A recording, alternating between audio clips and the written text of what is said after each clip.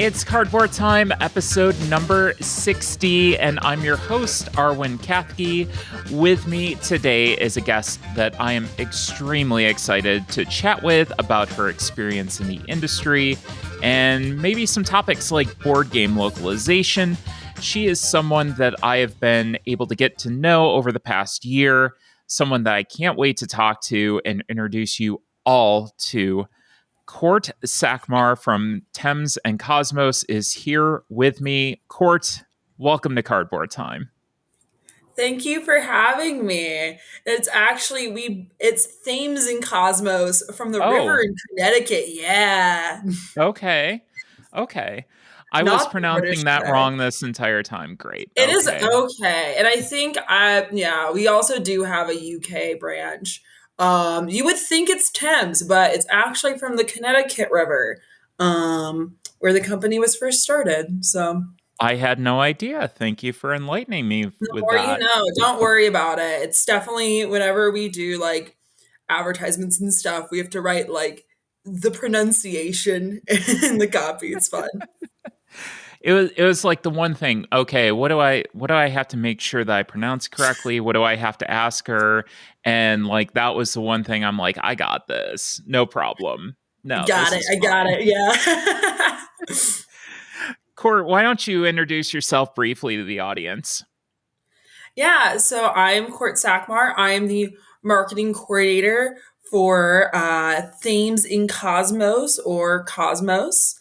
We are located in Providence, Rhode Island, and I have been working there for about 10, 11 months now, depending on when this episode comes out. Yep, this is March 14th release. So if you're listening to it today, that would be March 14th. So it'll be almost a year then at that point. It's wild. That is so wild. Times. I love it. So you came with a few games that you wanted to talk about, and the ones that you told me that you want to discuss today, I am so pumped about, like both of them. So I'm going to have you talk about a game, then I'm going to talk about one, and then you can talk about your other one. Yeah, so I'll start out with one that I played at Board Gaming Club last week, and it's something I've wanted to play for a while at like a convention or something, and I just never was able to get in the room for it, which is Blood on the Clocktower. Yeah, it was super duper fun. I love social deduction games. You haven't gotten to play Blood on the Clocktower, right? I haven't, and it's sitting in my basement. I went through the components. I watched videos. I'm like excited, but I haven't quite found that right group yet to get it out with. So I'm looking forward to hearing what your thoughts are on it. Yeah, I really liked it. Setting it up was more complex than I expected, but once we got into it, it was surprisingly like a pretty fast pickup. It takes that kind of like classic Mafia style. I definitely grew up playing a lot of Mafia at summer camp, but has enough twists that it does still kind of feel unique. And I really like that there's like a main bad guy and then like minions who can take over the bad guy's position. There's like a lot of strategy in that, which is pretty fun. Oh, wow. Yeah. It's like the bad guy can choose to eliminate themselves, and then there's like a secondary bad guy that can then take their place. It's like a whole thing. And I really do enjoy that even if you do die, because it's like Mafia where you're eliminating townsfolk kind of stuff, you like get one last vote. So you're still kind of in the game, which is fun. Mm-hmm. Yeah, I've always kind of had that problem with a lot of social deduction games that deal with that player elimination element where you're just like, okay, yeah, now what do I do? I'm just going to go get some pizza, I guess, and hang out and watch you play for the next 20 minutes. Yeah, or like in this game, like the ghosts actually have to like continue to close your eyes. And I've definitely had games of Mafia spoiled or other social deduction games by like dead players getting to see who the bad guy is and then not being able to have a poker face at all. Now, how long did your experience last? Was this like a standard length game? Was this a longer game? It was a long setup, and then I think we did a shortened game. Because I want to say the person who ran it, it was their first time running it. Um, and we had some people who hadn't really done social deduction games before. But once we got into it, I want to say we did like a shortened version. But that was still fine. I felt like we had plenty of time and were able to kind of try to do some sleuthing and stuff. Not very well. I was on the villagers side, and I like immediately before like made a pact with the person who ended up being the demon, and so I was like trying to protect them the whole time, and that ended up being a really poor call on my part. But that's how it goes. I feel like this is a game that a lot of people walk away with a lot of stories and a lot of, Hmm. just like fun little quips about it. I think part of that also is accentuated by the fact that the person that's running the game has a little bit of leeway in how they interpret things, almost like D&D in a way. Did you get that sense? Yeah. It has that classic kind of storyteller feel to it. And they really encourage you to like get up and have private conversations with people, which I feel like makes these, and since everybody is playing a character, it makes these kinds of really fun storylines and intrigue that I think that you don't always get otherwise. So I don't know, it was an interesting experience. I definitely want to try to play it again now that I know what I'm doing a little bit more. I was going to ask, is this something that you would recommend for like a convention setting? Is it more of a like, we're going to gather and we're going to play this where you have to set some time aside? Or is it just a good, like, we're going to have a game night and let's get this out? Like, where would you put it on that scale? Yeah, I think any and all. I think as long as you have a group of people who kind of know what they're getting into and are okay with that kind of discussion based social deduction game, because it is so like you have to argue and talk with people. It really is a lot of that. I think as long as you have a group that's like down for that kind of game, that's mostly a talking, arguing game, Hmm. then it can be good. I've seen it played at conventions a lot, and I'm sure it's fun with that kind of like random convention crowd. I just haven't been able to set a big enough chunk of time apart at night for Well, it yet. You we're never know. usually incredibly busy at conventions, Yeah. I was very upset because we had one game that was going on as we were playing Phantom Inc. And like I Yeah. couldn't bring myself to like wait up long enough because we had things to do the next day. And I was like, oh, this would be so much fun to go and do. And like you were sitting there, it's like, would you want to go in if they get done? And it's like, well, it depends. How long is it going to be and everything, and we just decided not to. But I'm glad that you enjoyed it. Like I'm very Yeah. jealous that you got the experience. But Would definitely recommend. I think it is a game that skews towards the kinds of things I like. The other game I brought is also a social deduction kind of game. So I hmm definitely do have a fondness for that genre. But yeah, it was a good game. What'd you bring? so I want to talk about Vamp on the Batwalk. Uh, Ooh.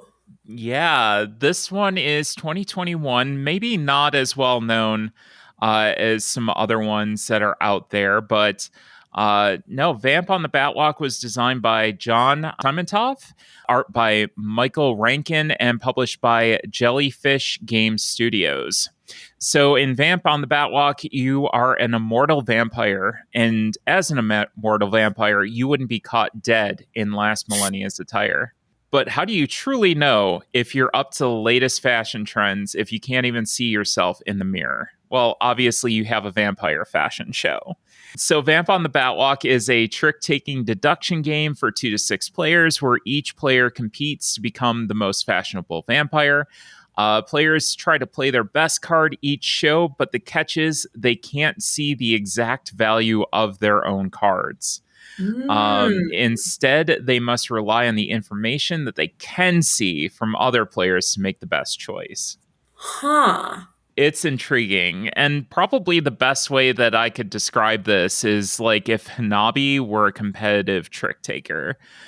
I was gonna say it sounds a little bit like Hanabi. Yeah, it definitely did have that feel. Like you're just looking at everybody else's cards. You can see the suits, like the suits are on the back of the cards, but not the values themselves.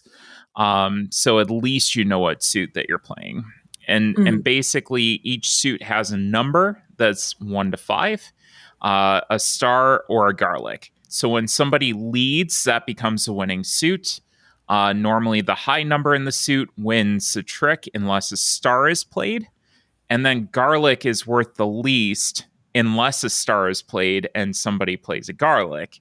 And then that becomes the highest. The winning suit can actually change color, though, if somebody matches the lead suit's value in a different suit. And it's called stealing the show, and you get an extra point for doing it. So Hmm. That's really interesting. yeah, just a fun, interesting twist on the trick taking genre, and we've talked about a lot of trick taking games, late last year, early this year, and basically the first person to 10 points or the leader at the end of 3 rounds wins. This box, I wish I had brought the box so that you could see it because it is like the most clever use of a box I've seen, other than the exit games. I don't think that there's any debating that. Not no spoilers, but Do origami with your game box and then wave it around in the air to reveal exactly. all the secrets. Um, but basically, what inside the box is like this little background, and it's a little background of a stage. And then the bottom of the box is a score tracker. And you put the Mm, two together, and you have this diorama where these standees that are your scorekeepers mhm. are going to march along the stage. So I thought that that was incredibly clever. I just looked it up on Board Game Geek, and this art is adorable. I love I that. know. I know. I also love how the theme just kind of incorporates with everything because you're vampires, you can't see exactly what you're wearing, so you can see Yeah, everybody that's so else's. fun. They did a fantastic job. They look like those Scooby Doo Vampire's Curse, the rock stars. That's actually not the first time that I've heard that. When we were playing that comment Because came up it's true. multiple times because it's true. Yeah, they definitely look like that. That was You're not the first person to notice. Just about everyone understood how to play right away, which was nice. It was a very nice, Hmm. easy teach. No color vision issues because all the suits were double coated. All the standees were a different shape. I did horribly, but I had a lot of fun playing it. There you go. I find that to be a good hallmark of some of the best games, being able to just suck completely at it and still have a wonderful time. The best part of this game was stealing the show. So Ooh. getting getting that like deduction of I think I know what this card is, or getting down to like one of these two cards is a card that I need and I know what these two cards are and you play the right one is such a thrill. Like it's so incredibly satisfying. I was only able to do it a couple of times, but I definitely will be doing that in the future because this is gonna stay around on my shelf. Nice little opener, closer, kind of filler, 3 minute teach, or if you just want something light to bring out to the table, joining my ever growing horde of trick taking games. It definitely felt different enough to keep a spot though. So what do you think about that, Court? You looked it up on BGG and you like the looks of it. Yeah, I play it. No, it makes me want to try it. I like the art style a lot. And it's really, I see what you mean about the use of the box. It's very clever. Yeah, I was very impressed by what they did. And just a smaller publisher, but they really hit a home run with this one. I really No, really that's really liked it. cool. I haven't heard a lot about this, but I'm glad I am hearing about it. Yeah, I can't remember exactly where I heard about it first. I think it might have been on Twitter or Instagram or something. It's a Oh, very Twitter. Instagrammable game, which I really enjoy. Yeah. I need to post about. But yeah, it's definitely one that I'm looking forward to getting out some more. And speaking of trick taking games. Yeah, speaking of trick-taking games, the other game that I have played pretty recently, because we were play testing it, is Inside Job. So that's what I am super personally excited about. So that is a Cosmos game that is coming out this summer. It is a trick taking game. Think like The Crew with kind of a social deduction twist. Like The Oh Crew yeah. meets kind of like some ultimate werewolf kind of vibe of the game. So the majority of people are playing as agents, secret agents who are trying to complete super spy missions. And one person is actually the mole amongst you, trying to sabotage the missions and win tricks for themselves. So you kind of take turns playing a card like a normal trick taking game, but there's missions kind of like tasks in the crew. Like the third person has to play the highest card, or each card played has to be lower than the last one. And if you complete that, then that's like a point for the agents. If not, then somebody gets a briefcase, but no missions are completed. Somebody always gets a briefcase at the end of each trick.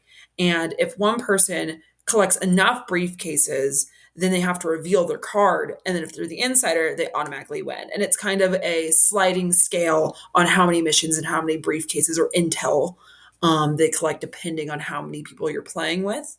So it is, I want to say, 2 to 5 players, 4 or 5. And the 2 player is like a special 2 player mode, kind of like the crew Okay. Quest for Planet Nine had, where you have like an intel broker named Felix in the middle. So it's kind of almost like a special mode, which I like. So you can still Mhm. play it with two, which is interesting to have a 2 player mode for something that is a social deduction game. But yeah, I'm really excited about it.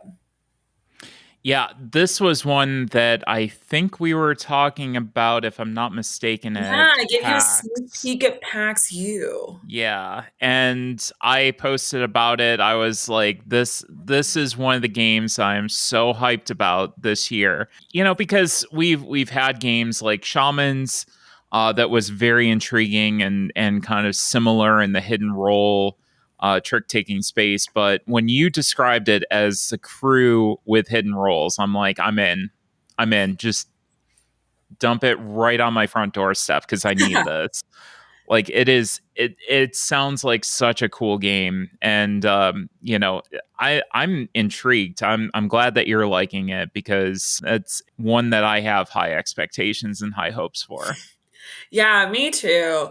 As somebody who's gotten to play the English version, it's just a fun game. And I like too that if you know if you know the trick taking genre already, it's gonna be a fast pickup. And it has those like extra roles other than insider and agent. To kind of like spice it up if you are familiar with the genre. So you can add kind of like neutral parties or like the bugged agent. That if they're revealed, like certain things happen, and like extra roles to kind of make the game have just that extra layer of complexity. But you don't have to start with that, which is nice. So it's going to scale as the players learn and understand the Yeah. game. You can throw those things in, which is always nice. Oh, for sure. As somebody who usually winds up having to teach the board game at board game night. Yeah. And it makes it more approachable for a wide range of people when you can kind of like, okay, let's learn the basics and then add more stuff on top of it. Plus, it's like, I really love when games have things to make them more replayable, you know? Hmm. So the more roles you have, the more varied it is going to be. Absolutely. All awesome. Well, we're definitely looking forward to that one, Court. And everybody, you're going to want to stay tuned because coming up next, we are going to have a little bit more of a discussion with Court. Well, welcome back. And Court, I wanted to talk to you a little bit about the background of how we met because I was And she's already laughing. Um, I was going and applying for, I got into Origins, which was my first event covering for media, and something that was a huge accomplishment for me back in 2021. And I was setting up press meetings and everything. I'm meeting with these different companies, and Court goes, and I had applied for Thames and Cosmos. Yeah. See, I got it. And she sends me an email back, and she goes, meet me by the giant head at this time and we'll go and talk. And That I'm wasn't like, even me. I think it was you were probably communicating with our PR oh company. my God. I think they handled all of my meetings for Origins. Okay. Um, but I was the one who did say the meeting spot is the giant head. Is the giant head. For Was I those who, wrong? Was there not a no, giant head there? no, there is literally a giant head. For those who are unfamiliar with the Columbus Convention Center, It's art. um, there is an art installation High that you art, Arwen. it is high art, and my photo is in there multiple times. It's very frightening, pre and post transition. So if you catch the right glimpse of it at the right time, whenever you It's might like an see pre archive. transition me. It literally is. It's kind of wild. But you can literally take a picture of your face, and it does like a 3-sided scan of your face, and then Huh. I makes it. didn't let it have my face. Really? No, I did not. Oh, I've done it multiple times. It's got my face like 5 times. It's great. I think once I was there for a anime convention called OhioCon, and I Oh. was dressed up as Sailor Uranus, and I did my face. Then I did Mhm. pre-transition. I've done it at just about every convention I've gone to because it's just kind of fun. Yeah. Um, but yeah, it just takes a scan of your face, and then it just projects it on this giant head. And that's the thing. Like, if you want to know where to go at Origins, you always talk in relationship to the giant head. It's like, is this down by the Yeah. giant head or the food court? I never been to Origins before. That was actually my first board game convention that I went to, like right after. I think I've been working at Cosmos for 2 months at that point.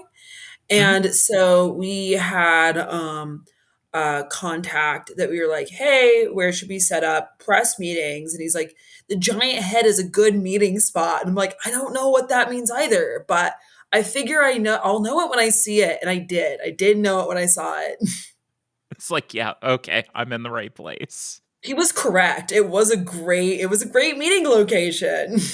I mean, honestly, out of any location that you can pick at Origins, like, that is the most distinct, solid. Like, this is not Yeah. going to change. That giant head is always going to be there. So you might as well set up your meetings for that. Till the end of Ohio. It's gonna be there. The end of Ohio. Till the fall So of Ohio, it's gonna be there, Arwen. it sounds like that is a post-apocalyptic event that is going to be happening in about 2.5 years. The fall of Ohio. just specifically Ohio. It's the only thing. Everything else is going to be fine. Ohio, in its boundaries and its weird shape, is going to be just wiped off the map. Here you go. Uh, New action movie coming in 2025, The Fall of is Ohio. Fall of Ohio followed by Escape from Ohio? Oh man. Or is it Escape from Ohio and then The Fall of Ohio? I don't know. I don't know. I don't know. Does it fall? Do you fall before it escapes or after? I don't know. I don't know, because you could do like the events leading up to the escape from Ohio, and then the escape is like the As it tail falls, is it the end. same? Yeah. Yeah, the very tail end, like before it just completely gets obliterated. This As is an a board Ohio, gaming as an podcast. Ohio, yeah. Anyways, back to board games. Oh, it- but but we've had like a lot of really cool moments. And, Yeah. Jamie and I always talk about our ice cream adventure that, it, Aw. it just felt like it was such a surreal like moment when the four of us were walking down the street in Columbus, and I've mentioned this on a couple of episodes, and you were part of that. And we had more ice cream adventures at PAX Unplugged at that weird Yeah. shady I always Seven want ice Eleven. cream. Always. I think you were the one that suggested it, or maybe it was Jamie's wife that was like, I want ice cream. It's like, yeah, let's go. Yeah. Let's get some. It's like, where can we go? This shady 7-Eleven at I love 7-Eleven. it was like 12:30 in the morning, and we're just like walking in and grabbing ice cream.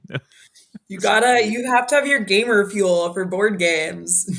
You do. That was a good Phantom Ink call because it was like the right amount of engagement, and Hmm. still you could eat ice cream. So you could like give a clue and then go and eat ice cream, and then give No, another that was a clue. great game that we won, definitely not by cheating. Yes, definitely not at all by cheating at all Hey, it was not my ever. fault. But no, that was a really fun game. That's like part of my favorite things about board game conventions is when I do get a chance to just like hang out with people and play some new games that I haven't got to try before. Yeah, and I think that's why we go. I mean, honestly, it's more about the people at this point than Oh, even for the sure. games. Because I get to hang out with such cool people, and it's amazing. We get to play until the wee hours of the morning and have these unhinged conversations and just laugh about the fall of Ohio. Um, so why don't you give us some background on what you've worked on and how you got into the industry? Because this is a fun story, as it Yeah. almost always is. It's such a different story than what I usually hear. Yeah, so I graduated in December 2021 from the University of Arkansas. And I kind of knew that I wanted to do something in like the board game, video game, something like that. Because I had uh, essentially an advertising degree. And I'm like, I want to advertise something that I am really passionate about. And so I was applying to places and I saw this job at Thames and Cosmos, and it just kind of felt like a really good fit to me. It was something that excited me. I'm from the Midwest originally, and I knew I wanted to escape from Ohio. And it wasn't Ohio, but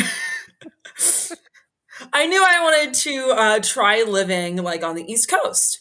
And Themes and Cosmos is based in Providence, and so I just applied. I found it on, I want to say, Glassdoor.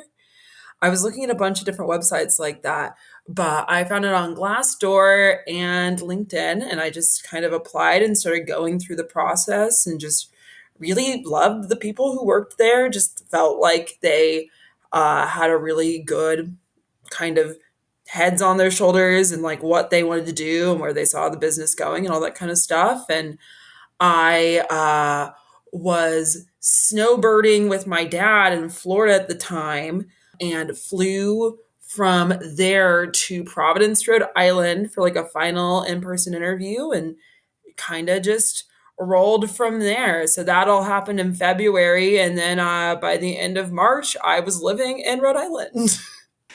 It's such a wild story because normally it's like, well, I had, all these contacts within the board game industry, and then I wound up finding a job here, and I worked my way over here, and I talked here. No, literally like Glassdoor.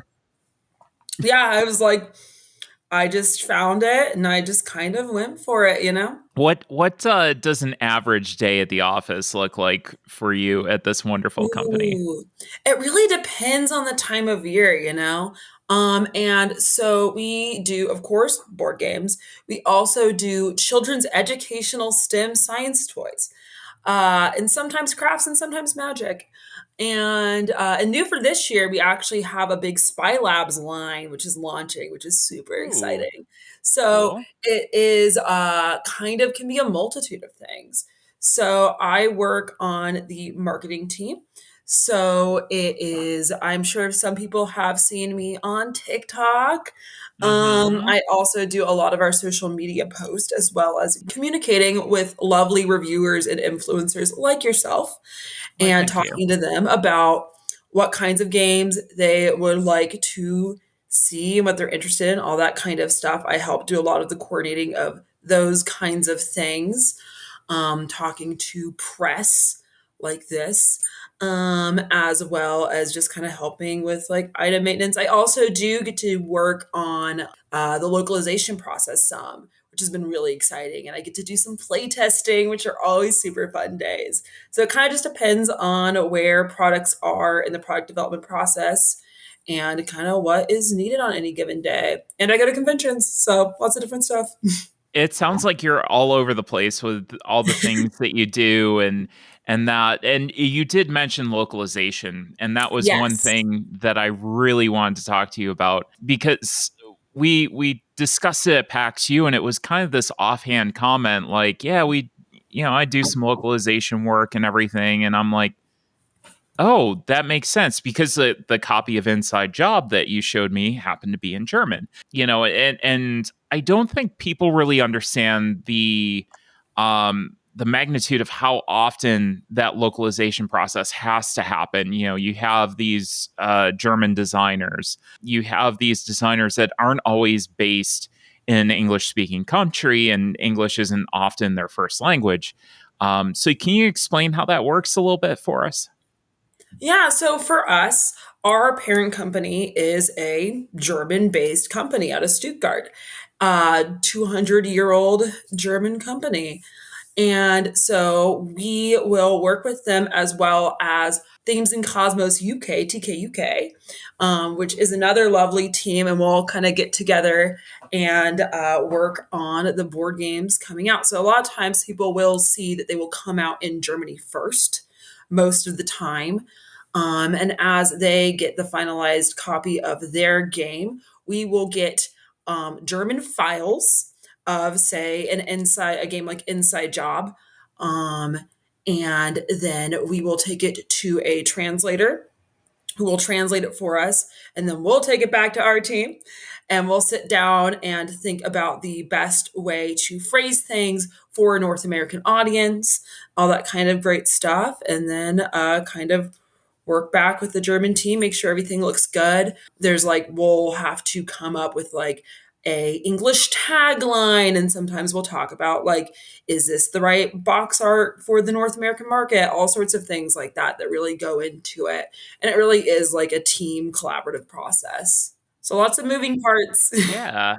That it's really cool because it's something again, there's so many working pieces that we never Mhm. really think about. And that's definitely one that is very much like back burner, like, oh yeah, well, that happens. But to think of all the different languages that board games have to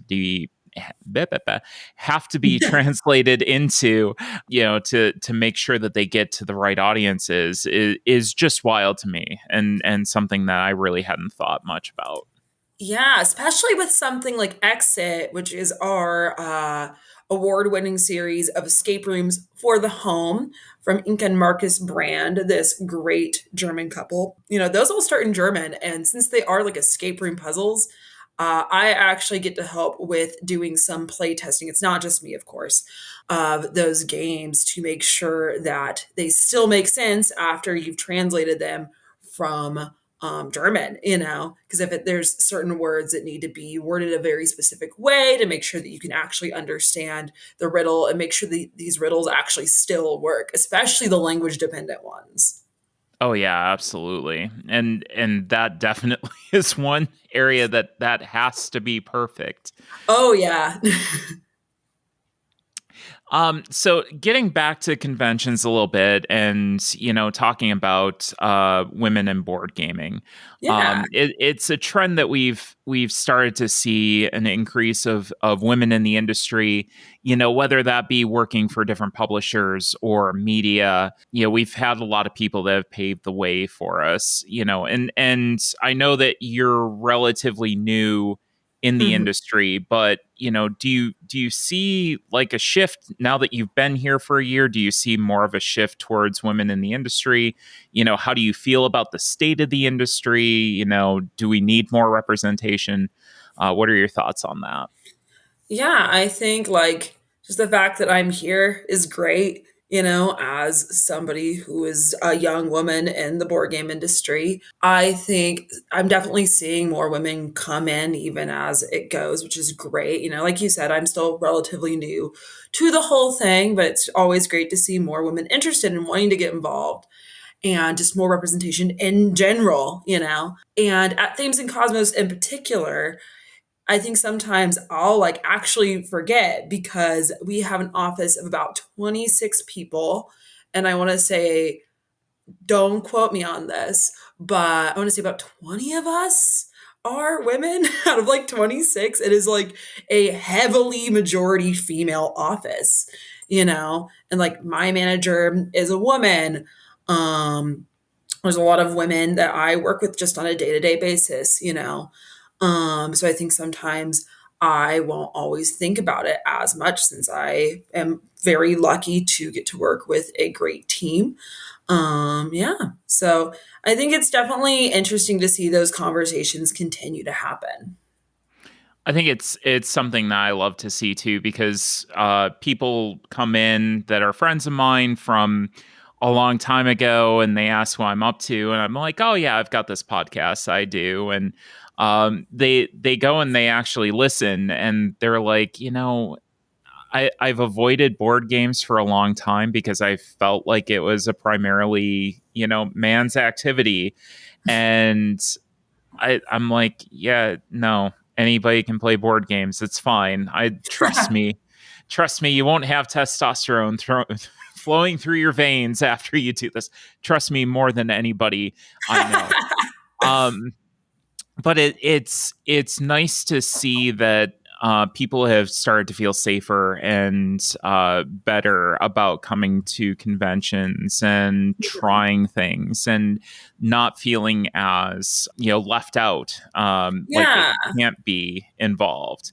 And we've seen it at conventions. We've seen a presence, and I'm just glad that kind of seeing this shift towards more of a neutral ground where everybody's kind of Mhm. equal and treated well. And I think we kind of have a way of doing that in the industry where we kind of take care of things ourselves and make sure that that's more of a level playing field. Yeah, I think it's always great to see more voices, of all sorts just be involved in the conversation. I think it makes the community stronger for sure. And a better product too. I mean, more Hmm. diverse voices is always pretty much going to make a better product. So Oh, for sure. now, what other hobbies and board gaming do you have that we should know about? And I heard one of them earlier in our pre-discussion. I'm Yeah, interested to have no. you talk about. Adjacent to board games, I Mm-hmm. do love TTRPGs in general. It's definitely something when I go to conventions, I always end up picking up one or two, which is pretty fun. My one of my friends has been trying to get me into Warhammer, um, Mm-hmm. including Jamie. I've also Mm-hmm. talked to her about it. And not board game, all that kind of stuff. I enjoy hiking, drawing, all sorts of stuff. So, What kind of stuff do you usually wind up drawing? oh, like cartoon animals is always a favorite. I've been doing a lot of digital art recently, which has been a fun switch up. But yeah, just kind of whatever strikes my fancy, I guess. Now, like TTRPG space, do you stick to more of like a D&D setting? Do you stick to more of like the smaller settings, that kind of diverge a little bit from that typical 5e system? What do you usually wind up playing? It kind of depends. Like my game that I have going right now is D&D based.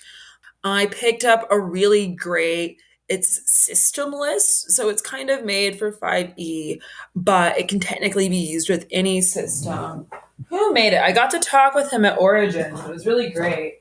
And then I got another book from him at Gen Con. It's from Feral Indie Studio by Charles Ferguson Avery. Into the Weird and Wild is something that I've been reading through that. And I know my friend who does a lot of DMing for us wants to like try to run a one shot out of it. So I'm super excited for that. Oh, very, very cool. Love Yeah. it.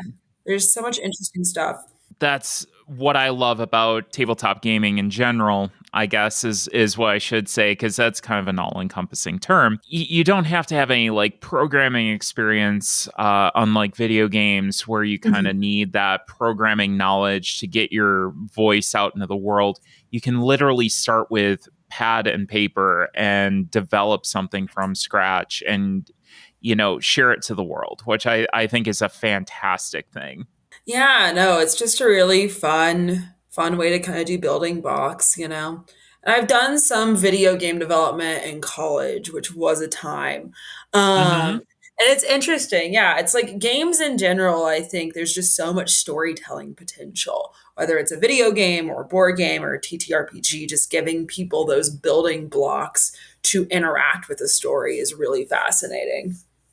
Do you still play any video games now, that you're in the tabletop space? Oh, for sure. My friend lent me this game called Grease recently, which I've been really liking. Okay.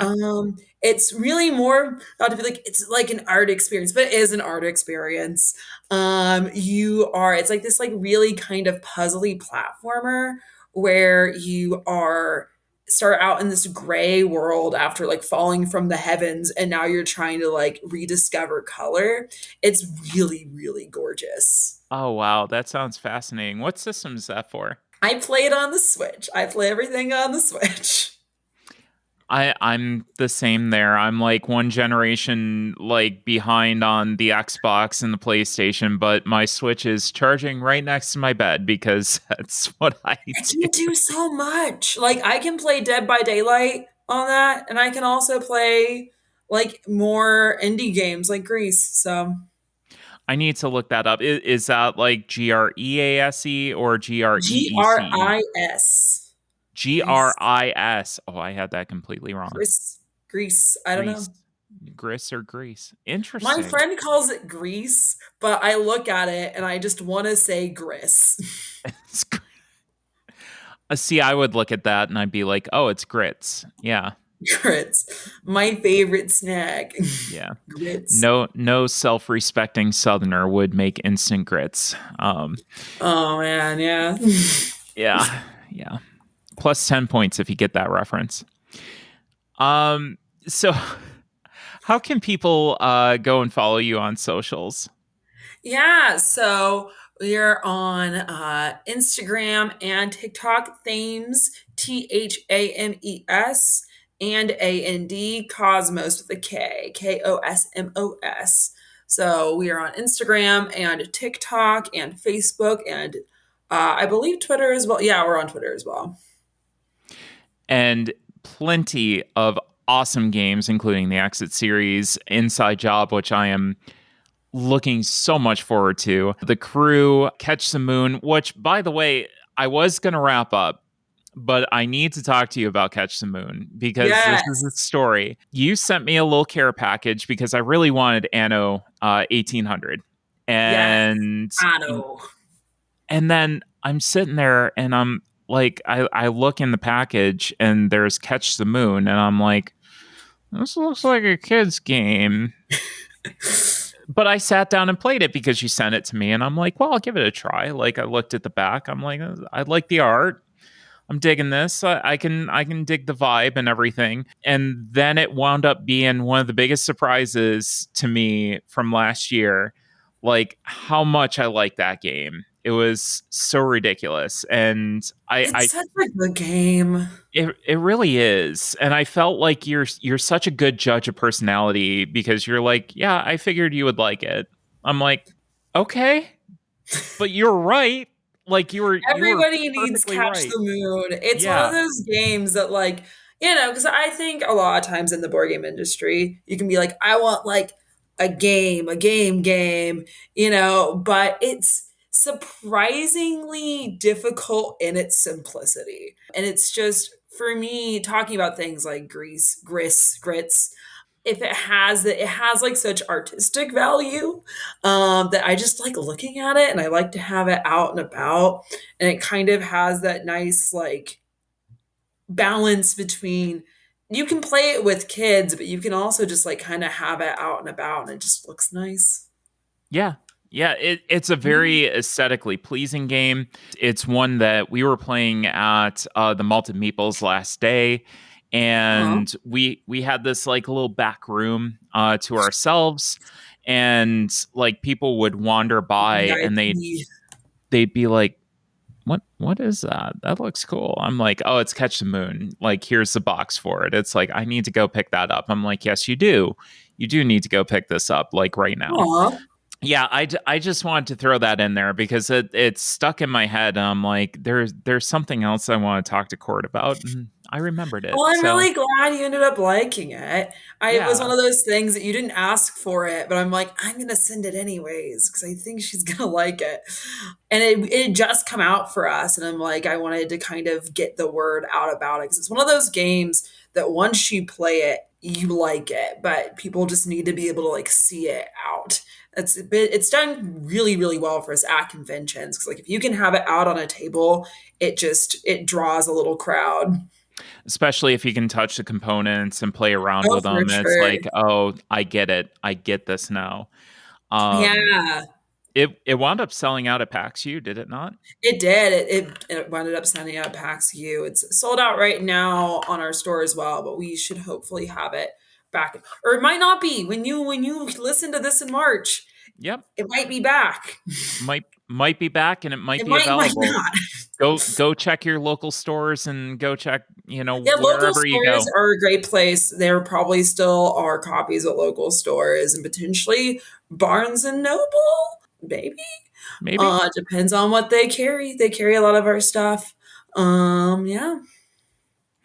Awesome. Well, I will plug my stuff as we're wrapping up the show. The website is cardboardtime.com. The Instagram and Twitter are at cardboard_time. Mastodon at cardboardtime at tabletop.social. And any questions, suggestions, or ideas for discussion topics, please email cardboardtime@gmail.com. Court, once again, thank you so much for being on the show today. And hopefully we can see you back at some point. We'd love to have you back, discuss some more games, hang out, For sure. Just let me know. I really enjoyed this. I'd love to be on again. It was a great time. A great Awesome. cardboard time. Oh, see, like you're the first person that's ever done that, and that makes me happy. Really? Yeah, like, Really? yeah. I was like, this has to be a reoccurring gag. I'm never getting invited back now. No, like literally you're the first person, so now you're definitely getting invited Oh back. man. Yeah, it has to be how you end. I hope Exactly. you had a great time. A cardboard. So, as always, thanks again for listening, and we'll see you around the table in 2 weeks That's for a why I'm great marketing. time, an episode of Cardboard Time. Bye, everybody. Bye.